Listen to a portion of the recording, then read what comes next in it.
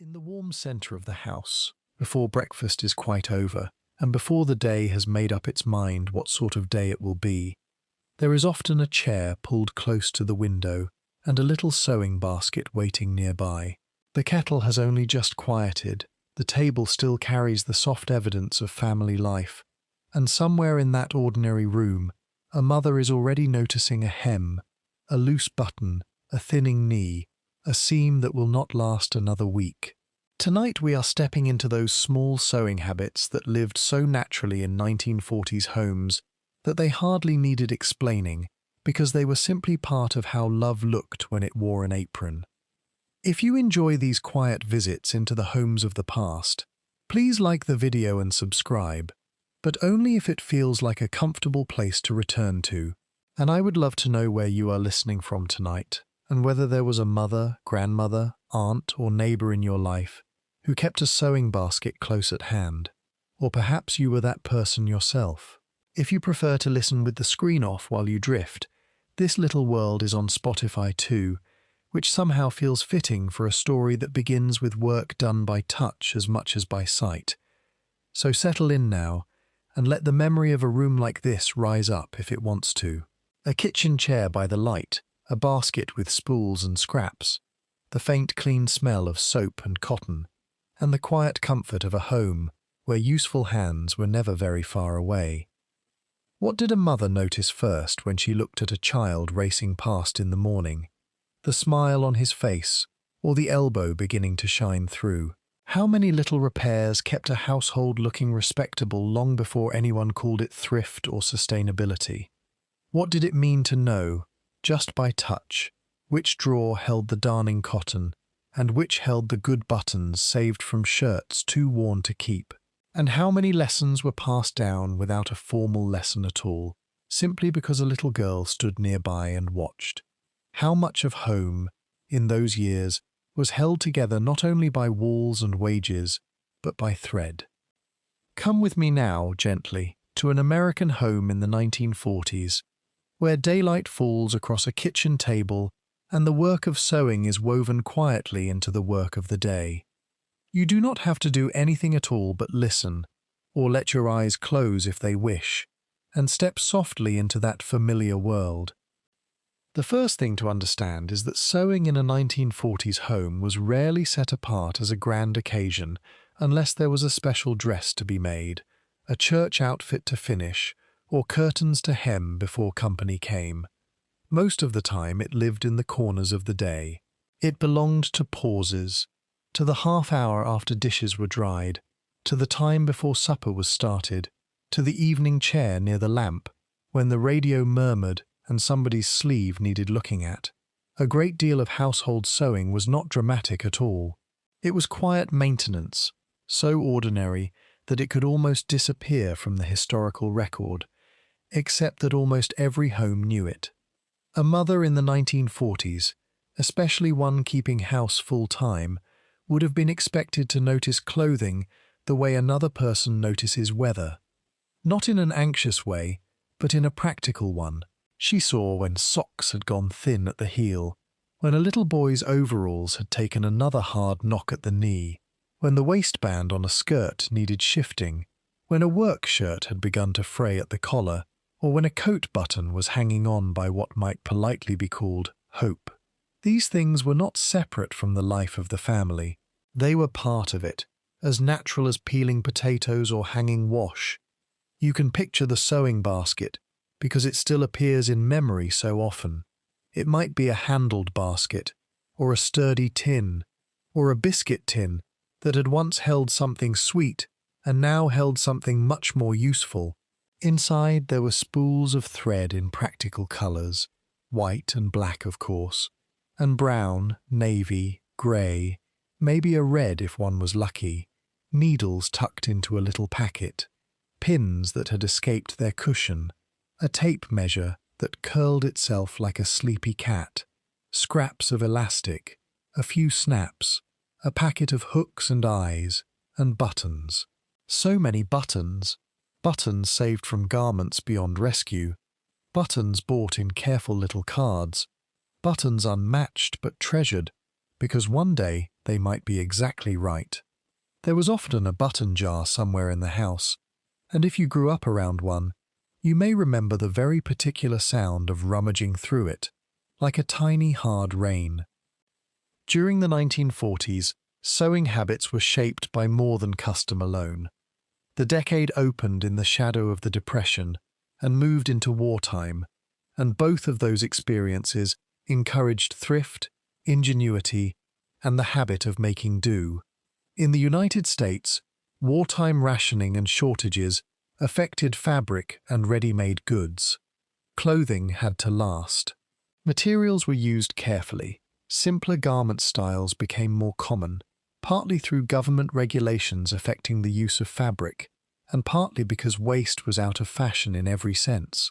Even in households that were not desperately poor, there was often a strong moral and practical habit against throwing away anything still useful. A garment was not done simply because it looked tired. Tired things could often be improved with a little patience and a needle. That little phrase, "make do and mend," is remembered most strongly from Britain, where it was an organized wartime campaign, but the spirit of it was widely understood in other places too. In American homes, mothers patched, altered, turned, and reused because it was sensible. They also did it because stores did not always offer easy abundance, and because money had many places to go before it reached the bottom of the mending basket.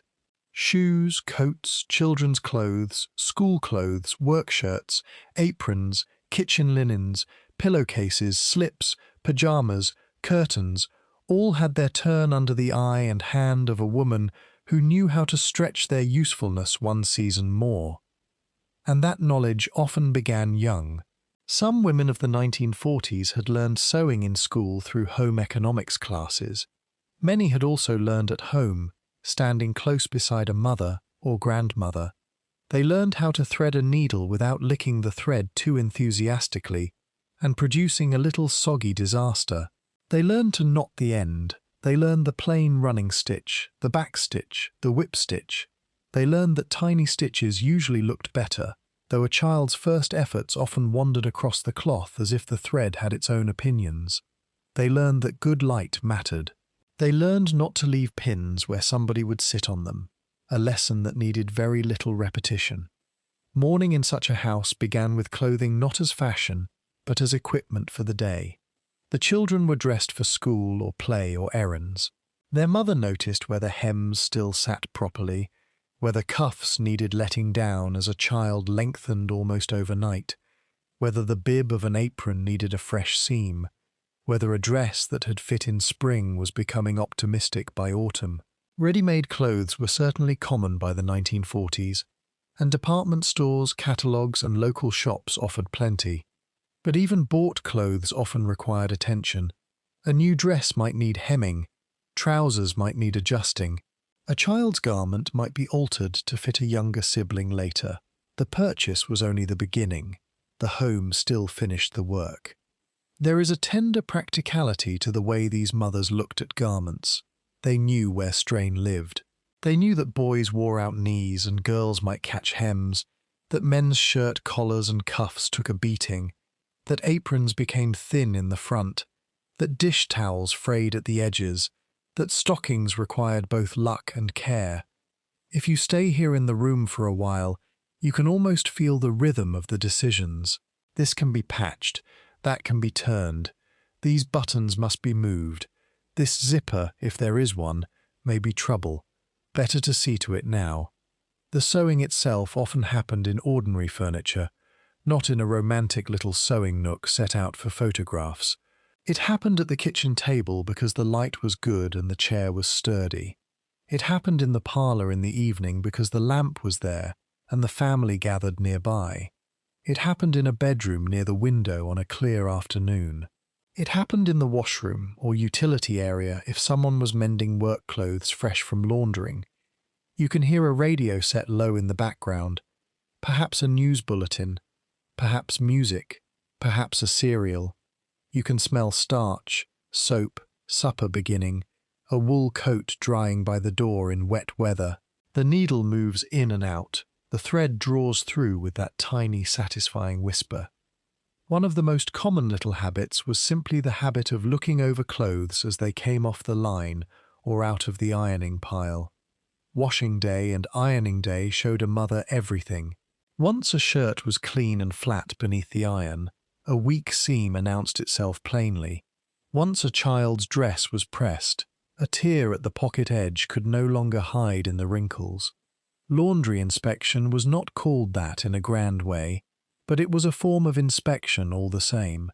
As clothes passed through the hands, they were judged. Not harshly, just honestly. And so a small pile might be made.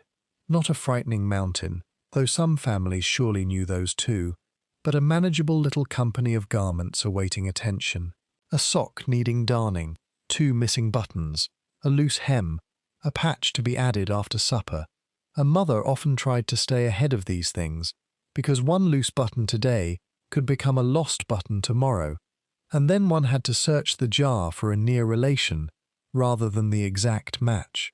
This was not unlike modern people trying to answer a message before it slips beneath 14 newer ones, except that in this case the message came from a shirt cuff and had a slightly sterner tone. Darning deserves a little time, because for many listeners, it is one of those almost vanished household arts that still glows warmly in memory. Socks, especially wool socks and children's socks, could not simply be replaced without thought in every household. When the heel or toe thinned, a careful woman might darn it. She would use a darning egg, if she had one, or perhaps a light bulb, a smooth stone, or some other rounded object to stretch the area. Then, with matching yarn or thread, she would weave new strength across the weak place, laying threads one way and then crossing them the other, making a little fabric where fabric had almost gone. Proper darning was patient work. It was not glamorous, but it was deeply satisfying, the sort of repair that felt almost like persuading time to be kind for a little longer. You can imagine a child watching this and not quite appreciating the skill, because children usually assume that the competent things adults do have always been easy. The child sees only a sock and a mother. The mother sees wear patterns, fibre, tension, and the likely future of that sock in a pair of school shoes. She may say, "Hand me the brown wool, dear." She may keep the darning mushroom in a drawer. She may do 3 socks in one sitting, because if one waited too long, 4 or 5 more would gather and begin looking at her with expectation. Patching was another common art, and there was a rightness to doing it neatly. In children's play clothes, patches might be obvious and sturdy. In better clothes, a woman often tried to make them less noticeable. She might cut from worn parts of another garment, using still strong fabric from a back panel or lower skirt. Flour sacks and feed sacks had long been reused for domestic sewing, and by the 1940s many homes still knew the value of any decent cloth. Printed sacks, plain sacks, leftover remnants from dressmaking, old shirts too far gone at the collar but sound elsewhere, all could become future repairs. Cloth was memory as much as material. This patch had once been part of your brother's shirt. That little facing came from last year's dress. Nothing useful was in a hurry to leave the house. There were habits of folding too, saving remnants carefully, smoothing them, not crumpling them into hopeless little knots, wrapping good fabric in tissue if one had it, keeping notions together, returning needles to a book or cushion, putting the shears back where they belonged, and keeping family members from cutting paper with the good sewing scissors, which was one of those small household offences remembered with comic seriousness across generations. Every home seemed to have at least one pair of shears that had earned near mythic respect. You did not misuse them unless you were eager to hear your full name spoken. Many mothers of the 1940s sewed not only to mend but to make. House dresses were often home-sewn or at least partly home-finished. Aprons certainly might be. Children's clothes could be made from patterns purchased for modest sums, sometimes adapted from one child to another. Sewing patterns from companies such as Butterick, McCall, Simplicity, and Vogue were common in American homes, and a woman with skill could use them with confidence. Fabric shops, pattern books, and women's magazines offered suggestions, but the real expertise lived in the eye and hands of the person at the table. She knew whether a sleeve would fit, whether a skirt needed balancing, whether a hem should wait overnight to hang properly before being finished. She might not have described these things in technical language, but she knew them. If you let the scene deepen, you can almost see the tissue paper pattern pieces laid out on the table, weighted with whatever is close by, perhaps a salt cellar, a cup, the pincushion, because a practical woman uses what is at hand. The fabric is spread smoothly, grain considered, waste avoided. Pins go in, the scissors make that long, confident sound through cloth, one of the loveliest work sounds in a home. It is both decisive and calm. Even now it feels reassuring. Something is being made properly. The little sewing habits passed down by mothers often involved economy of motion as much as economy of material. A woman might keep a pin cushion attached to her apron. She might hold pins in her mouth for a moment while fitting a hem, though many later advised against it for obvious reasons. She might roll thread between finger and thumb to stiffen it for threading. She might double thread for buttons and single thread for fine seams. She might knot one way for mending, another way for hemming. She might keep scraps sorted by size because she had learned by experience that a scrap too small for one task might still be just right for reinforcing an inside seam or making a belt loop. These are the sorts of habits that never make much noise in history books, yet they shape the look and feel of everyday life. Then there were the hems. Hems carry so much of a mother's quiet attention. Children grew, and garments had to keep up. It was common to make children's clothes with growth in mind, allowing extra hem where possible so it could be let down later. If you have ever found the faint line of an old hem, the little row of marks where cloth once folded, you know how a garment can keep the evidence of former lengths like rings in a tree. A mother could unpick a hem, press the line, perhaps add trim or a tuck to disguise wear, and send the dress or skirt back into service. This was not merely frugality. It was partnership with the garment, a refusal to give up on it too soon. Buttons, too, had their own household culture. Sewing on a button was among the first mending tasks many children learned, because it was useful, manageable, and needed often. A mother showed how to anchor the thread, how to stitch through evenly, how to leave a little space if the fabric was thick, how to wind thread beneath the button to make a shank if needed. She might keep a card of spare buttons from a new dress pinned inside the garment or stored in the sewing tin. She might save every serviceable button from worn-out clothing before cutting the rest into rags. You can hear them clink together in a jar, each one holding the possibility of future rescue. There was often a clear distinction between everyday mending and finer sewing. Everyday mending was brisk, practical, almost conversational. Fine sewing might come out for christening garments, pillow slips with embroidery, handkerchief edges, slips, blouses, or trousseau pieces prepared by women of an earlier generation and still treasured.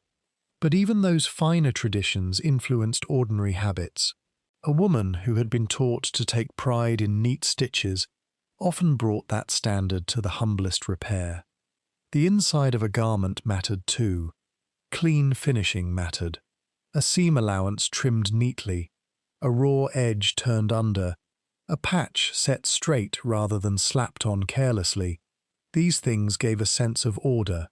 They made the garment feel right against the hand. They also made the home feel cared for in a way visitors might never see directly, but would somehow sense. Children absorbed all this almost by osmosis.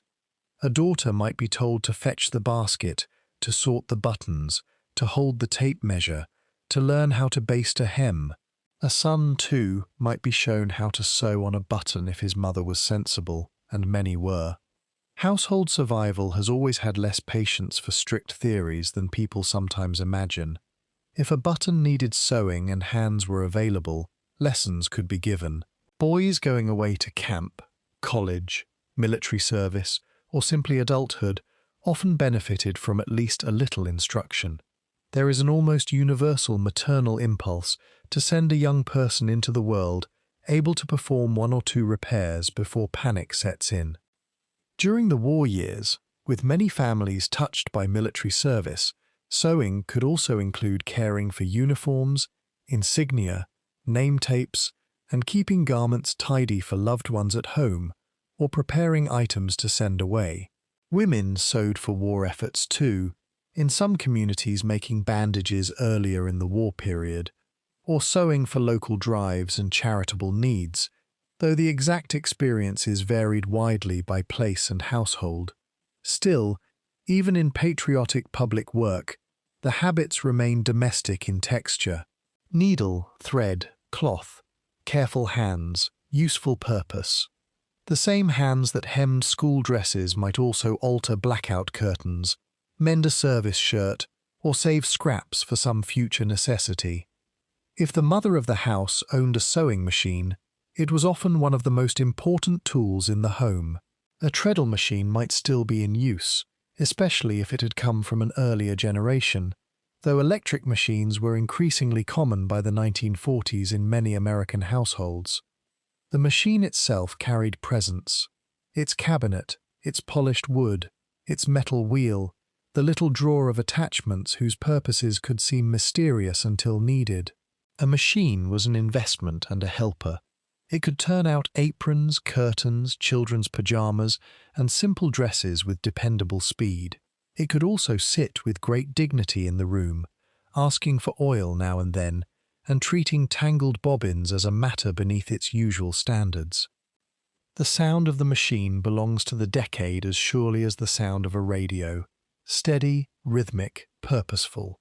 If it was a treadle machine, the foot pumping beneath gave the work a bodily rhythm that is almost hypnotic to imagine. If electric, there was still that gathering hum and clatter of needle and feed dogs moving cloth along. A child nearby might be warned not to place fingers too close. The mother guided seams, lifted the presser foot, clipped threads with a motion so quick it seemed effortless. A pile of cut pieces became a garment in stages that felt practical rather than magical, though to a child it might as well have been wizardry in housedress form. Patterns were often adapted and reused. A dress pattern might become several dresses over time in different fabrics. A basic shirtwaist style might be altered at the collar or sleeve. A child's pajama pattern might be lengthened. Aprons could be drafted from memory by women who had made enough of them. Experienced home sewers did not always need instructions for every step. They had internal maps. They knew how to put things together. They also knew where to ignore the pattern if common sense suggested better. Historical memory can sometimes make the home sewer sound like a charming amateur, but many women were highly skilled technicians who simply happened to perform that expertise in kitchens and bedrooms rather than ateliers. The sewing habit was tied to laundry, and laundry was tied to fabric knowledge. A mother knew what shrank, what scorched, what needed mending before washing, what could be bleached, what had to be handled gently. Cotton dresses, wool skirts, rayon blouses, men's work shirts, underthings, table linens, feed sack children's frocks, all had different needs. Soap, hot water, wringing, line drying, starching, ironing, all affected the life of a garment. To sew well in such a household, one had to understand not only construction but use. It was practical engineering with a thimble. Even the placement of patches and reinforcement reflected daily life. Boys' pants might be reinforced before holes appeared, if a mother had learned the likely future of one particular child. Elbows could be strengthened, apron ties reattached more sturdily the second time. A kitchen towel might be hemmed again when one edge frayed. Sheets could be turned, middle thinning addressed by creative cutting and reseaming, especially in more frugal homes or older generations. Pillowcases were mended. Tea towels became polishing cloths, then cleaning rags. The life cycle of textiles in the house was long and honourable. Things retired gradually. And because this is bedtime, and because the room is warm and the thread is moving steadily, you can let the story hold you for a while without keeping track of every stitch. It is enough to feel the house around you, the soft scrape of a chair, the cool smoothness of a button between thumb and finger, the lamp coming on as daylight thins. Mothers also pass down a sense of preparedness. A small emergency sewing kit might be kept ready for travel, school, or visits. A few needles, some black and white thread, safety pins, spare buttons. Safety pins were the unofficial deputies of household order, standing in until proper sewing could be done. They fastened diapers, held broken hems, rescued slips, and lived in tomato-shaped pin cushions, little kitchen drawers, sewing tins, and the pockets of women who had learned never to underestimate the day's potential for small mechanical failure. The tomato pin cushion itself appears so often in memory that it almost deserves citizenship. Bright red, stuffed firm, with a little green top, and often a tiny attached strawberry filled with emery for sharpening pins. It sat in countless homes and still seems to embody domestic sewing in one cheerful object. Beside it might be a thimble, perhaps silver if it was treasured, perhaps plain metal if it was merely hard-working, worn smooth by years of use. A mother's hands knew the feel of these tools without looking. Needlework evenings could also be social. Neighbours might visit and bring mending. A sister might come over and help fit a dress. Women talked while hands worked. Recipes were exchanged. Family news aired. Children corrected from across the room without interrupting the seam. In some communities, quilting circles or sewing groups remained important, though by the 1940s their forms varied. Still, even when sewing was done alone, it linked women through shared competence. One could ask another how she had set that sleeve, where she found that pattern, whether she had a spare zipper, or if she had ever managed to make sense of a particular collar instruction, which sometimes read as if written by a person who had never met a collar in real life. The home economics movement had done much to formalize domestic instruction in earlier decades, and by the 1940s many girls encountered sewing through school classes. There they learned garment construction, basic mending, textiles, and household management. But home remained the true proving ground. In school, one made a sample seam. At home, one mended the actual shirt that had to be worn tomorrow. At school, one learned about grain lines. At home, one learned that your younger brother will not stand still for fitting, and that your mother can pin a hem while stirring something on the stove, an accomplishment no curriculum has fully captured. Mending often happened by season. Before school started, there was a look through drawers and closets. Summer play clothes might be sorted, repairs judged, hand-me-downs prepared. Before winter, coats and woolens came under inspection, linings checked, mittens paired, and perhaps recorded through sleeves for younger children, because mittens had a gift for leaving the body at speed. Spring brought its own adjustments, lighter clothes brought out, old hems reconsidered, cupboard shelves perhaps lined with fresh paper, while cloths and curtains were laundered.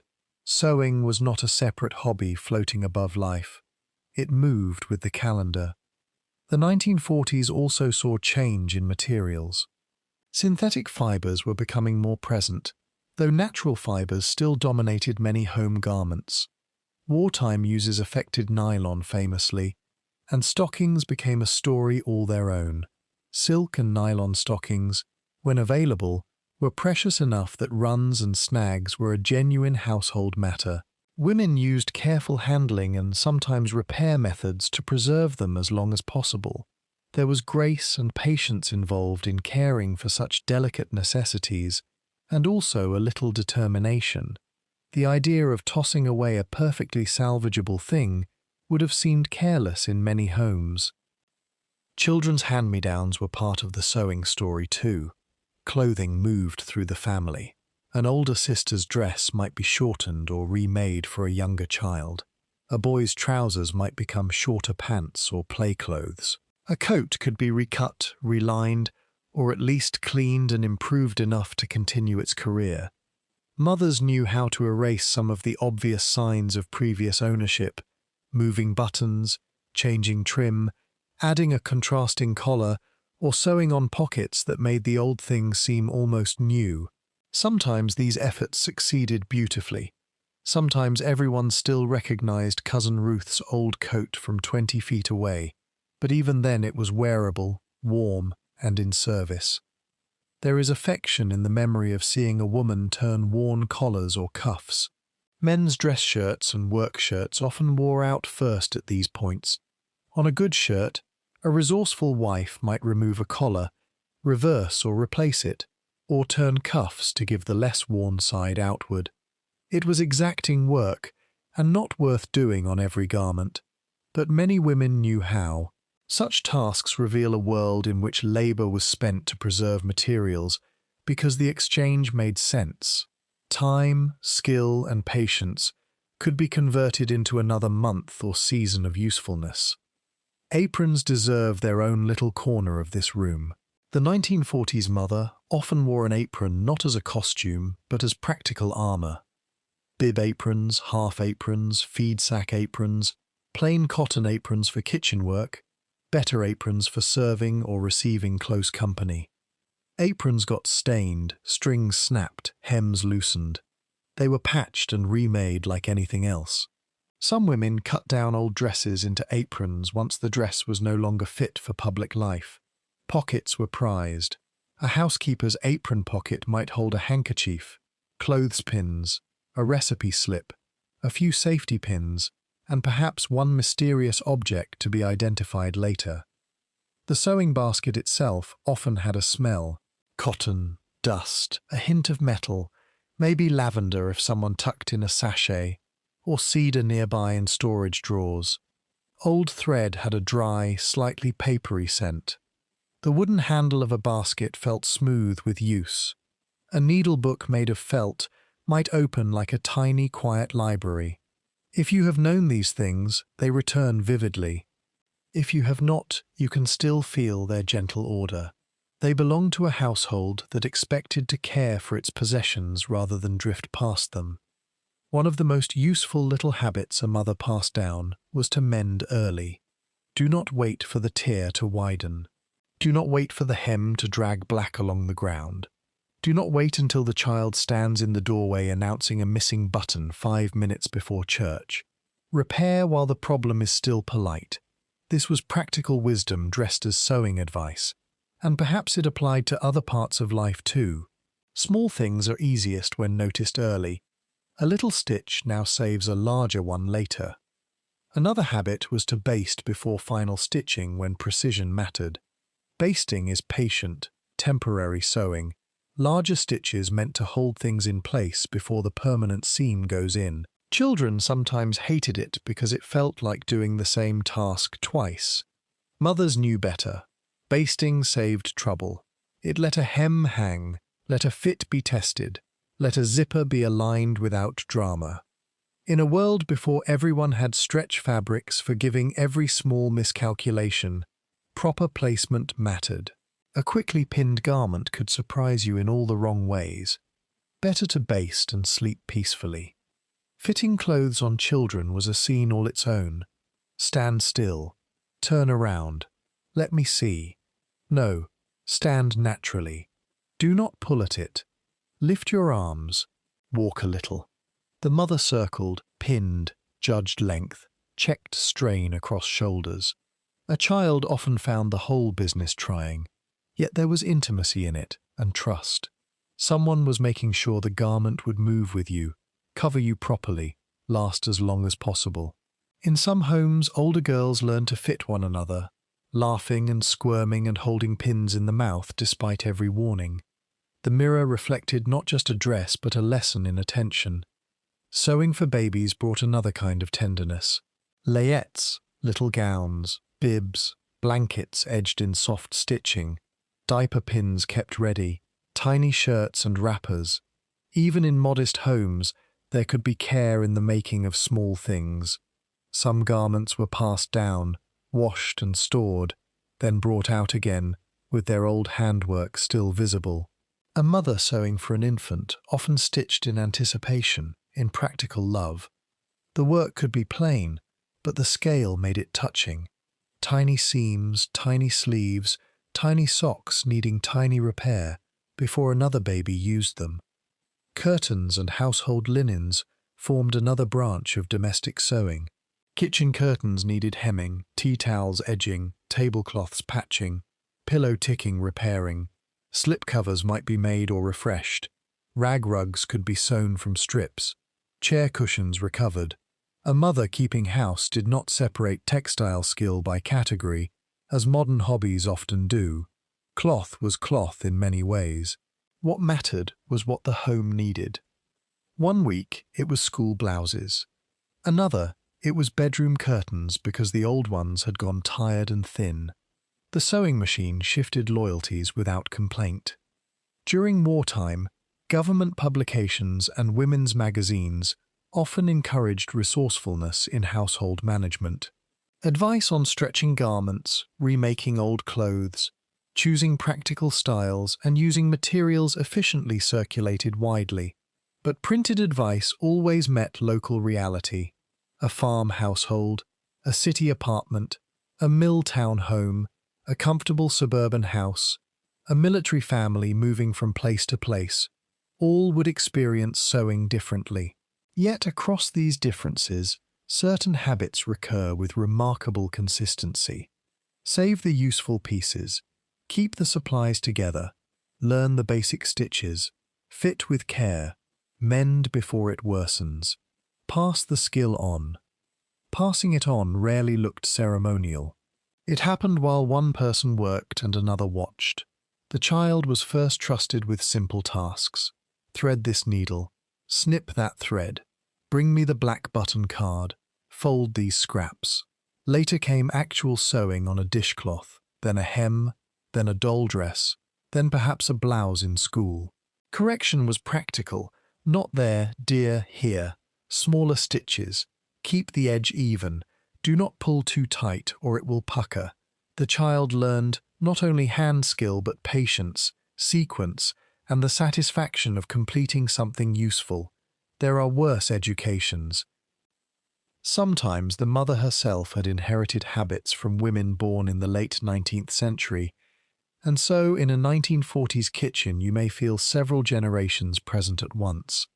Victorian standards of neatness, Depression-era thrift, wartime necessity, and modern convenience all met in the sewing basket.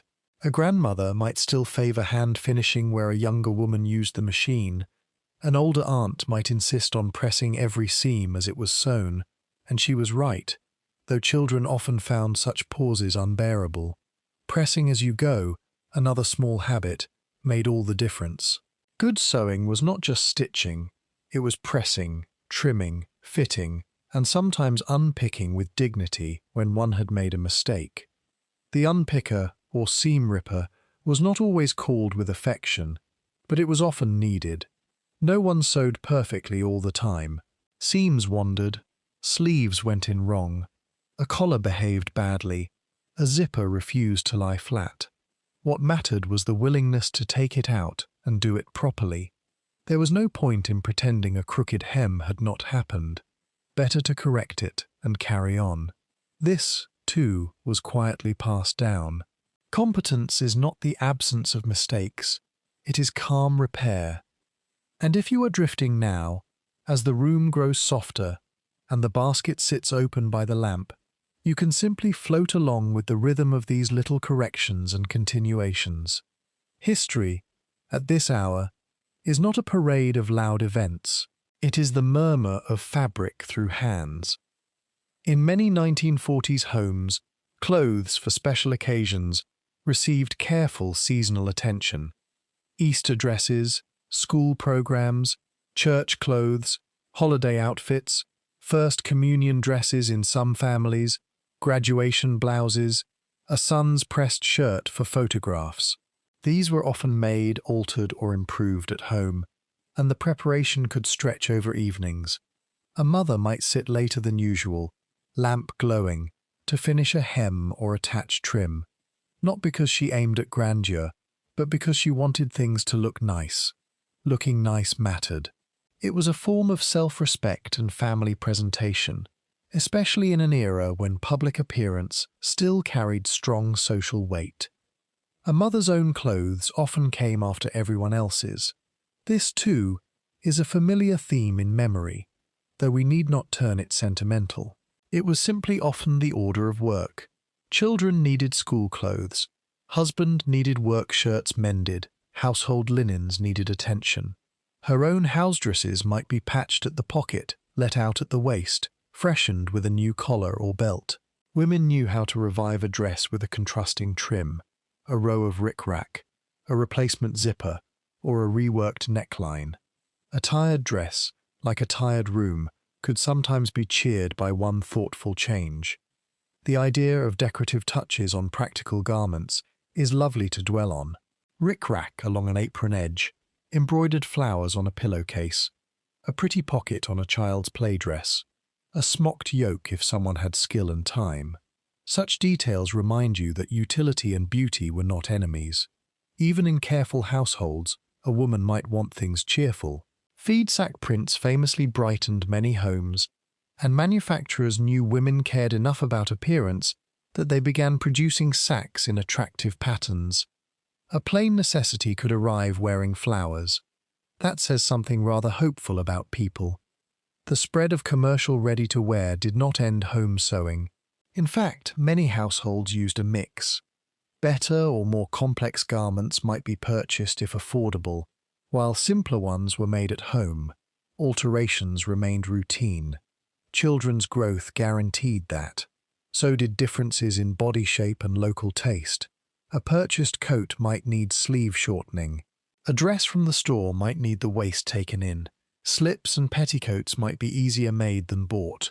Nightgowns, aprons, sunsuits, rompers and school clothes could all come from patterns and domestic skill. The boundary between store-bought and homemade was often porous. The 1940s also carried remnants of older etiquette around visible mending. Some repairs were meant to be nearly invisible in public garments. Others could be plain and strong, especially in work or play clothes. A mother judged which standard applied. There was social intelligence in that choice. No need to waste the best thread and finest effort on a rag for scrubbing. No need, either, to send a child to school in a carelessly patched collar, if one could do better. The goal was not perfection in every item. The goal was appropriateness, durability, and neatness where it counted. Needles themselves varied, and experienced women knew which to choose. Sharps for general sewing, darning needles for thicker yarn, finer needles for delicate work. Thread had quality differences too. A cheap thread that snapped could sour the temper of the gentlest woman. Better thread saved time. Wax might be used on thread for certain tasks. Thimbles protected fingers if one used them well, though not everyone loved them. Some women seemed born with a thimble on. Others fought it forever, and quietly did better without. Household traditions can be surprisingly personal in the smallest things. A mother might also keep a mental map of family proportions. This child's sleeves always need extra length. That one wears through the left knee first. Husband likes a little room in the collar. Daughter has outgrown the waist but not the hem. Such domestic knowledge was intimate and ongoing. It resembled the way one knows exactly how much salt a family likes in soup or which door swells in damp weather. It was not written down because it lived in repetition. The body sizes of loved ones became part of household memory. There is another quiet habit worth noticing. Many mothers of the time finished tasks in the company of talk, but they also knew how to sew in companionable silence. Not every evening had to be full of instruction or conversation. A girl might sit nearby doing homework. A father might read the paper. The radio might carry music. The sewing moved on. In that silence there was comfort. Work was being done, but nobody needed to perform it. If you are listening now with your own room gone dim, You may recognize that sort of peace. Useful hands can make a home feel settled. Mending baskets also told family stories. There, in one pile, lay the evidence of personalities. The son who climbed every fence, the daughter who knelt in the garden, the husband whose shirt pocket bore the shape of his work, the baby blanket rubbed soft at the edge where a small hand worried it during sleep. In that sense, sewing was not only repair, but reading. A mother read fabric the way others read letters. Wear spoke. Smudges spoke. Torn straps and loosened seams told her where the life of the family had been happening. In some homes, Sunday, or a particular weekday evening, became a regular mending time. A basket was brought out, sorted, and dealt with before it grew unruly. Such routines spared future headaches. They also gave a repeated domestic rhythm to the week. The work was modest enough to sit alongside family conversation. You can almost hear someone saying, while stitching, "Remind me tomorrow to buy more white thread, or these stockings will be the end of me." Household history often survives through such tones of voice rather than exact words. Women's magazines and pattern envelopes from the era often presented sewing as cheerful and efficient, and sometimes it surely was. Other times it was simply one more task among many. We can hold both truths gently. The warm dignity of these habits does not require pretending every mother was delighted by every mend. Some tasks were tedious. Some evenings a woman must have looked at the basket and wished it would kindly sew itself. Yet even then, the skill remained, the habit remained. And often there was satisfaction at the end. A neat stack of garments returned to order. Children's dolls and toys sometimes served as practice grounds. Doll clothes taught tiny seams. Stuffed toys received repairs. A cherished teddy bear might have an ear reattached, or a seam closed after hard adventures. Mothers sewing for children's beloved objects extended the same household care into the world of play. Such repairs could feel nearly as urgent as mending school clothes, at least to the child involved. In that way, sewing also touched emotions quietly. It restored not just things, but comfort. Wedding trousseaux and fine linen cupboards may sound grand, but even modest families often valued a few carefully prepared textiles. Pillowcases hem-stitched by hand, towels marked with initials, a set of napkins for best. Women who had learned everyday sewing could turn that same accuracy toward finer articles when time and means allowed. The 1940s did not divide women neatly into practical sewers and decorative needleworkers. Many moved between tasks according to need. The same hand that patched overalls could embroider a monogram with patience enough to make it seem effortless. As the decade advanced and post-war prosperity began to grow in some parts of America, ready-made goods became more available, and expectations slowly shifted. Yet habits do not vanish overnight. Women formed in the 1930s and early 1940s did not suddenly stop saving buttons because a store had more dresses. The instinct to mend, alter, and preserve remained powerful. Even when families could afford more, waste still looked unbecoming to many mothers who had come through leaner years. They had seen too clearly how much use remained in a thing, if treated properly. The sewing lesson passed down was therefore larger than sewing itself, though it need not be preached.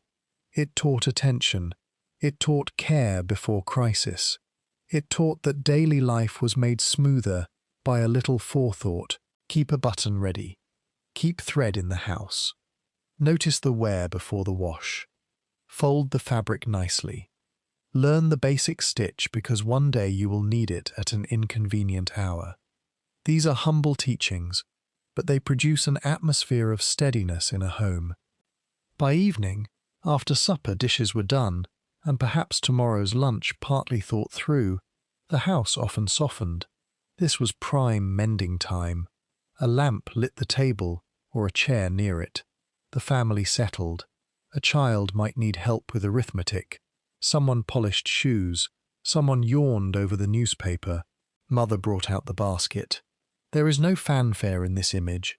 and that is exactly why it endures. It is the picture of maintenance as love, though nobody in the room would likely have said so out loud. They would simply have called it getting things fixed.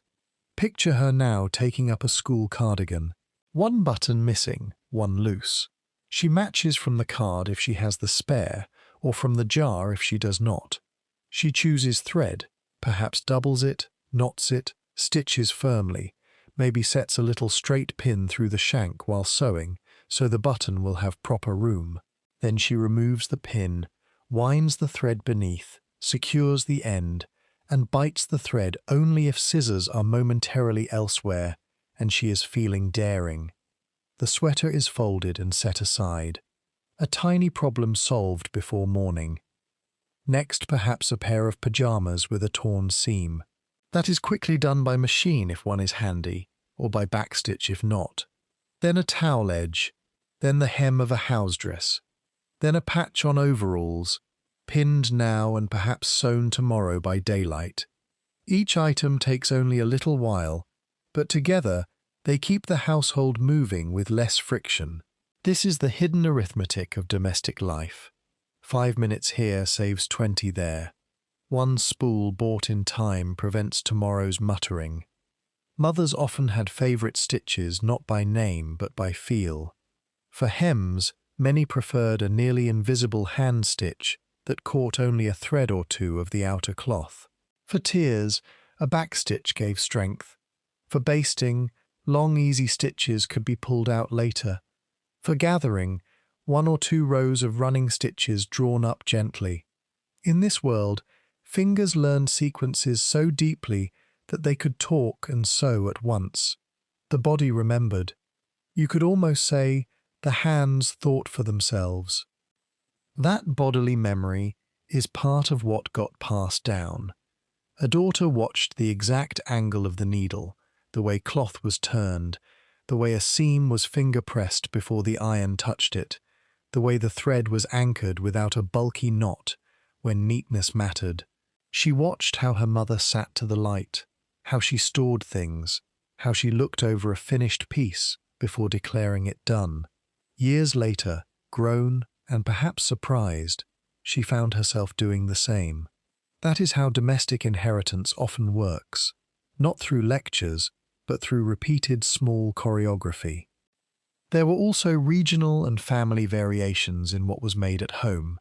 In some households, nearly everything simple was sewn. In others, sewing was mostly mending with occasional projects. In farming communities, practical work clothing and household textiles might dominate. In town, perhaps more school and church clothes. Ethnic traditions, immigrant knowledge, local stores, income, and family size all shaped the sewing load. Yet the little habits remain recognizably shared. Saving, sorting, repairing, teaching. Across many differences, the sewing basket still sits by the chair. If a family had daughters entering adolescence, sewing could become tied to a rite of growing capability. Learning to sew a straight seam, to set a zipper, to make a blouse or skirt, could carry pride. Home economics projects might be worn publicly. A mother's approval mattered. So did the moment when a girl realized she could alter something herself rather than ask for help. Skill brought a small kind of freedom. It is no wonder these memories linger warmly. They are about cloth, yes, but also about becoming able. There is something especially moving in the way mothers prepared clothes ahead of school terms or holidays. Labels might be sewn in, hems checked, aprons and blouses freshened. The night before a special day, garments might hang ready on a door, pressed, mended, complete. A child waking to find everything ready rarely understood how many tiny acts had made that ease possible. Yet the ease was the point. Good home management often made itself invisible so the family could move smoothly through the day. The quieter the success, the less history tends to notice. But you can notice it here.